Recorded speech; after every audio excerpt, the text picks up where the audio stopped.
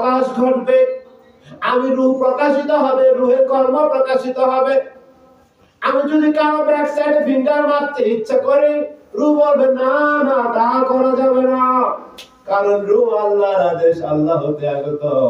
রূহ রবের নির্দেশনা মতে চলে, রূহ অন্যায় করতে পারে না। নফস অন্যায় করতে পারে, কারণ নফস তো জীব জন্তুর মতো। নফস কি? জীব জন্তুর মতো, জীব জন্তু জানোয়ারের মতো। নফসের উপরে যখন রূহের প্রভাব পড়ে, তখন ওই নফস হয়ে যায় আল্লাহ আ'লাম। ওই নফসের উপরে যখন রূহের প্রভাব বৃদ্ধি হয়, রূহের কর্ম হয়, তখন ওই নফস হয়ে যায় আল্লাহর ওলি, ওলিওয়ালা, নবীওয়ালা, আল্লাহওয়ালা। ওই নফসে দেখা যায় কি সুন্দর তার চেহারা, আর নামাজ কায়দা করে না। ওই নফসে দেখা যায় কি সুন্দর এই ব্যক্তি, মরলে দেখা যায় কি সুন্দর হাসি দিয়ে রয়েছে।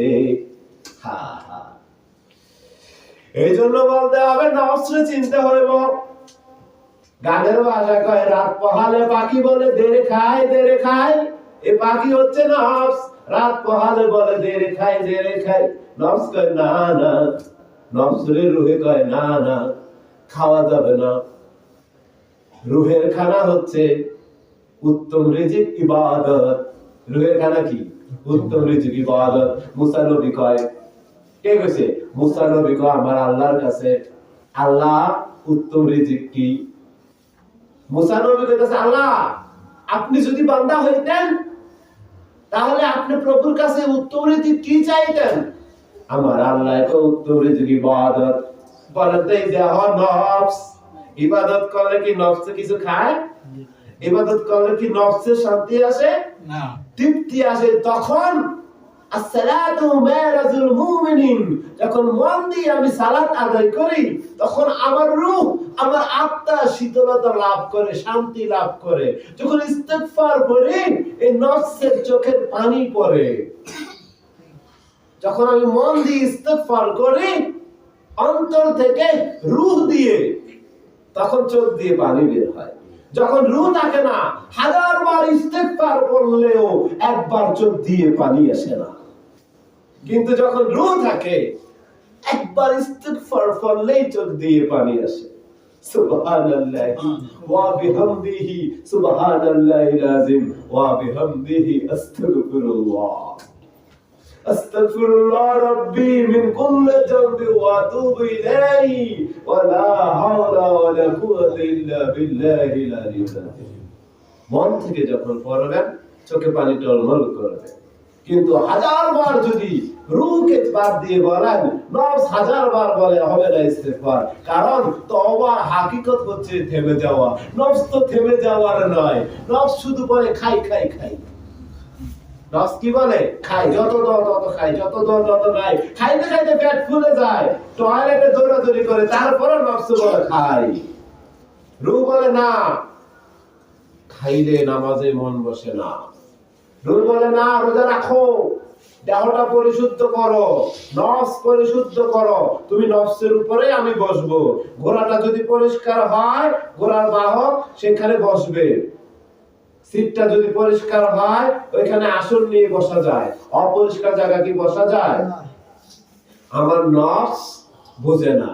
নফস, আমি অজান্তেই লুকিয়ে আছি, আমার এই নফসের মধ্যে আমি প্রকাশিত না।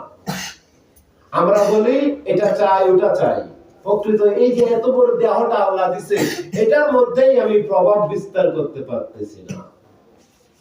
দেখেন কত সুন্দর করে আমার নবী কইছে, মান আরাফা নাফসাহু ফাকাদ আরাফা রাব্বাহু।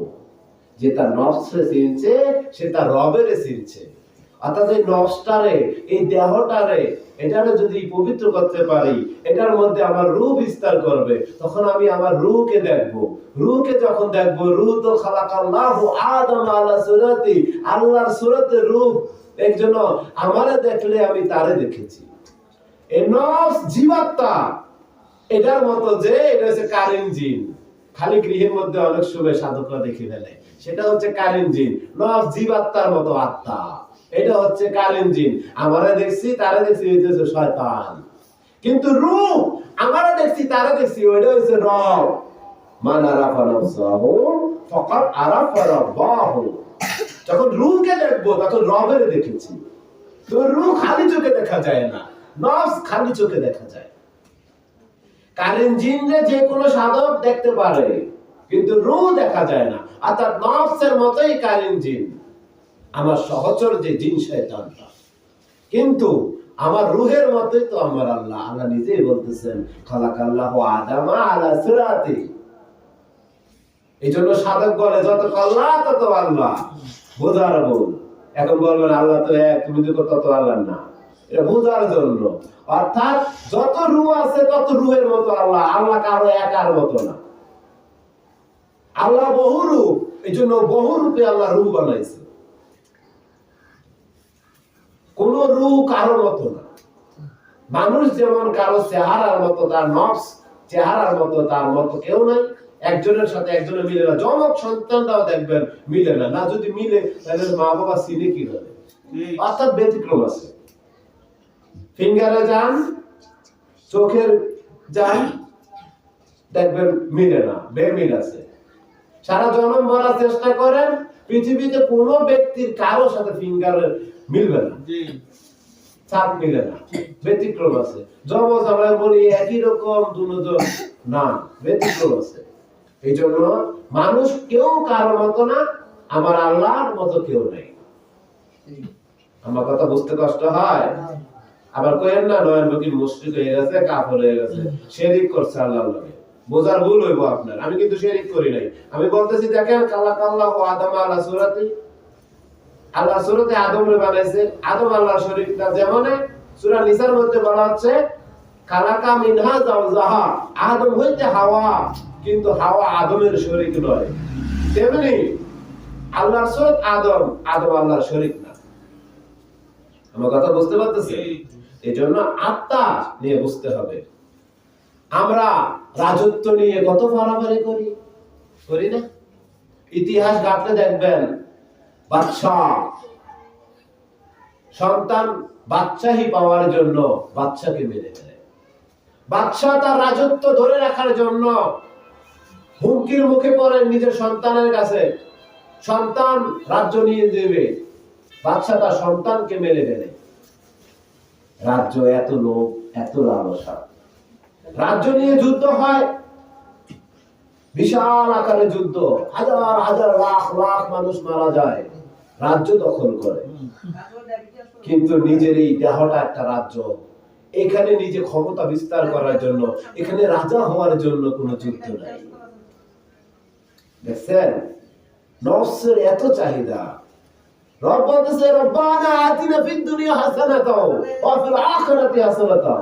রব বলে বলো তুমি, হে রব, হে প্রতিপালক, আমি তোমার কাছে দুনিয়ার জন্য কল্যাণ চাই, আখিরাতের কল্যাণ চাই। তো দুনিয়া তো নফসের জন্য। এই নফসের মাধ্যমে রূহ দিয়ে আমি আখিরাত লাভ করব। কি করব? মনোযোগ দেই।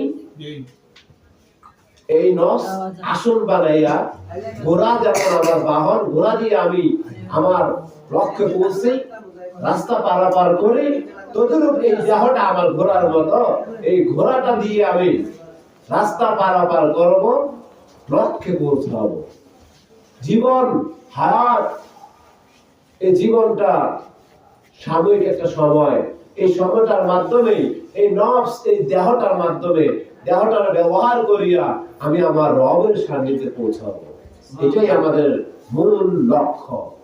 এটা আমাদের কি মূল লক্ষ্য। কিন্তু আমরা আমাদের মূল লক্ষ্যটা হারিয়ে ফেলেছি। ওলি আল্লাহ, পীর বুজুর্গ, নবী রাসূলরা কেন মানুষকে বারবার তালকিন দিচ্ছেন, তাকলিদ করতেছেন? বুঝতে হবে এর হাকিকত। এর হাকিকত যদি আমি একটু গল্পের দিকে যাই, বুঝবেন। একটা বাঘের বাচ্চা, কিসের বাচ্চা? বাঘের বাচ্চা হরিণদের সাথে বড় হয়েছে। কার সাথে? হরিণের সাথে বড় হয়েছে। তো হরিণের কাজ কি? বাঘ দেখলে পালায়। হরিণের কাজ কি?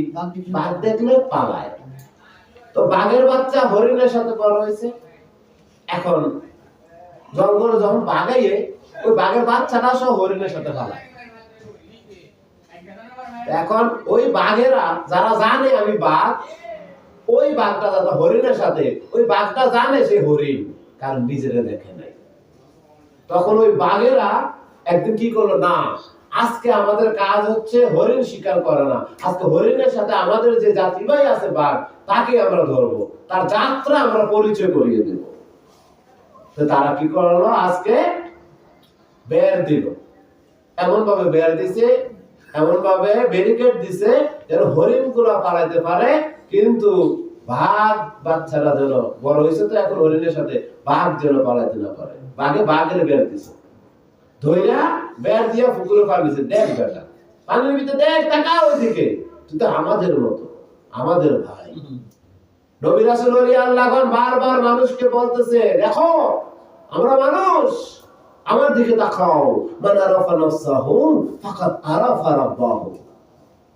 ওই বাঘের বাচ্চা বাঘ হরিণের সাথে থেকে মনে করেছে আমি তো হরিণ, কিন্তু না, যখন তার বাঘ আহ্বান করছে পানির দিকে তাকে, আমি তো বাঘ। আপনি যখন ধ্যান সাধনা যাবেন, হেরা গোহার মোরাকাবাটি করবেন, তখন আপনি দেখবেন আমি তো মানুষ, আমি তো জীবজন্তু জানোয়ার না। জীবজন্তু জানোয়ারের ক্যারেক্টার হচ্ছে কারণ ব্যাক সাইডে ফিঙ্গার মারা। আমি তো জীবজন্তু জানোয়ার না, আমি মানুষ। জীবজন্তু জানোয়ারের বেলা তো আমার আল্লাহ বলে নাই আমি জিন এবং ইনসানকে সৃষ্টি করেছি আমার ইবাদতের জন্য। জিন আর ইনসানের বেলা আমার আল্লাহ বলেছেন আমি জিন এবং ইনসানকে সৃষ্টি করেছি আমার ইবাদতের জন্য। আমাকে ধ্যান করতে হবে, গভীর মুরাকাবাটি করে বুঝতে হবে আমি তো মানুষ।